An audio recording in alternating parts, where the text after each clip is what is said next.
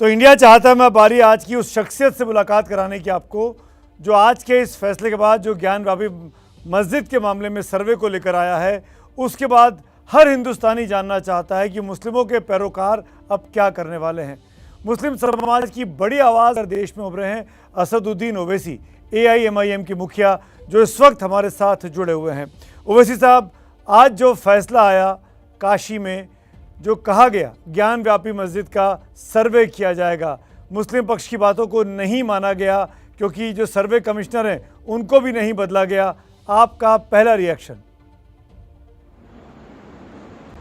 मेरा पहला रिएक्शन ये है कि जिस तरीके से बाबरी मस्जिद को छीना गया, उसी तरीके से उस तारीख को दोहराया जा रहा है। और मैं एक मस्जिद को खो चुका हूं, मैं एक और मस्जिद को खोने के लिए तैयार नहीं हूं। तीसरी बात यह है कि ये जो ऑर्डर है 1991 में ही हाई कोर्ट ने ज्ञानवापी मस्जिद पर इस तरह के लोग जब गए थे तो स्टे दे दिया था। नंबर 1, उस स्टे का पासो लिहाज नहीं रखते आप एक पार्टी जाकर कहती है कि मुझे ये सर्वे चाहिए और इस शख्स को कमिश्नर बनाया जाए, मैं कहता हूं कि मुझे नहीं चाहिए, आप मुझ पर थोप देते हैं।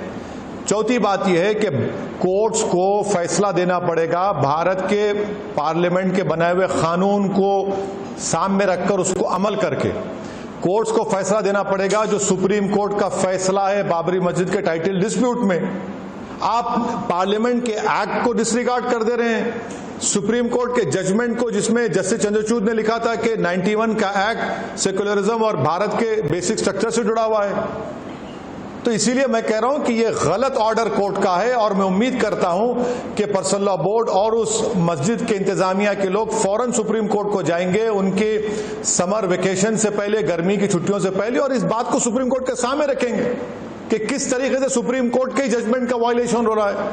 पर ये सब तर्क तो कोर्ट में रखे गए थे ना, उसके बावजूद भी जज साहब ने फैसला दिया और कहा कि वहां सर्वे होगा। तो क्या मैं सुप्रीम कोर्ट नहीं जाऊं? वो फैसला गलत है जज साहब का और मुझे राइट है उससे डिसएग्री करने का। जज साहब कैसे सुप्रीम कोर्ट के जजमेंट का वायलेशन करेंगे? जज साहब कैसे 91 के एक्ट का वायलेशन करेंगे? आप सीधे सुप्रीम कोर्ट जा सकते हैं क्या लोअर कोर्ट के बाद? क्यों नहीं जा सकते? सुप्रीम कोर्ट जा सकते हैं आप। सुप्रीम कोर्ट में SLP डाल सकते।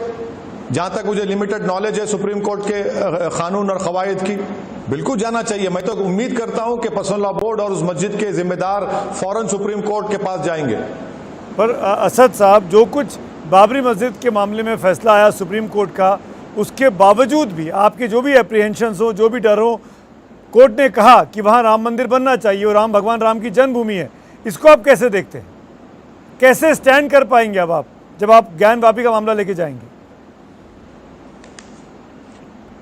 देखिए, जब बाबरी मस्जिद का जजमेंट आया था तो मैंने उस जजमेंट के ताल्लुक से कहा था वो फैसला आस्था की बुनियाद पर दिया गया और उस जजमेंट के बाद लोग इसको इस्तेमाल करेंगे और अपने एप्रीहेंशंस का, अपने खदशात का मैंने इज़हार किया था, जो सच साबित हो रहे हैं।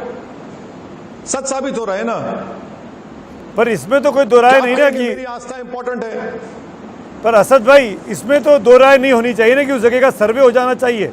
ज्ञानवापी के नीचे आखिर है क्या? क्योंकि वो नंदी की बड़ी सी तस्वीर दिखाई देती है, वहां मंदिर के सबूत है, मंदिर के निशान है, बताते हैं तमाम हिस्टोरियन। सुनिए, नहीं, देखिए, पहली एक बात, नंबर 1, कल मैं कोर्ट को जाकर कहूंगा कि प्रधानमंत्री जो ऑफिशियल रेजिडेंस उसके नीचे मस्जिद थी, आप मुझे देंगे? एक्सकवेशन करने देंगे मुझे? आप बताइए। आप, मैं कहूंगा कि भारत का जो इंटेलिजेंस का दफ्तर है उसके नीचे मस्जिद है, उसको खोदना चाहिए। तीसरी बात, क्या सुप्रीम कोर्ट को ये सब बातें मालूम थी या नहीं मालूम? सुप्रीम कोर्ट ने कह दिया साफ तौर से कि places of religious worship act 1991 का भारत के संविधान के बेसिक स्ट्रक्चर से ताल्लुक है। आप जो 15 अगस्त 1947 को जिस किसी मंदिर, मस्जिद, गिरजाघर थी, उसका ना नेचर और कैरेक्टर आप चेंज करेंगे। कोई क्या कहता अलग बात है, कानून का लिहाज रखेंगे या आप देश को आस्था से चलाएंगे? आप